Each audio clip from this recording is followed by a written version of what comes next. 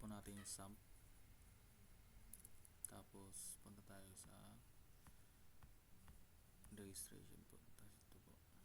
Tapos ito po yung registration form. Sign up lang po tayo. 25 plus identity 25 and 1, 2, 3, 4, 5. Tingnan natin. 4 ay 4 plus email. Ito na po gamitin natin. So kung po natin successful po na registration natin. Tapos i-okay lang po natin. Tapos punta po tayo dito sa login form.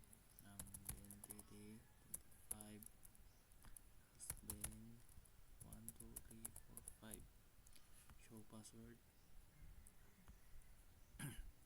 So ma'am yun po, nakalagin po tayo, and then try po natin ng iba.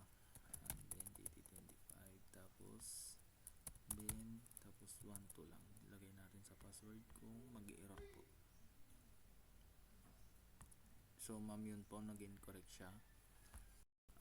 Dito po naman tayo sa Sublime. DBPHP po, ito po yung one ko.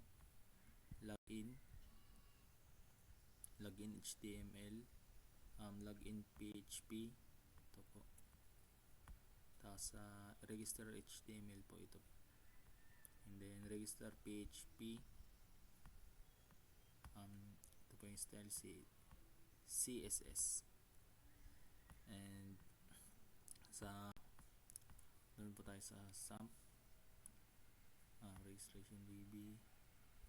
Tignan po natin kung merong nagkuhan talaga. Browse.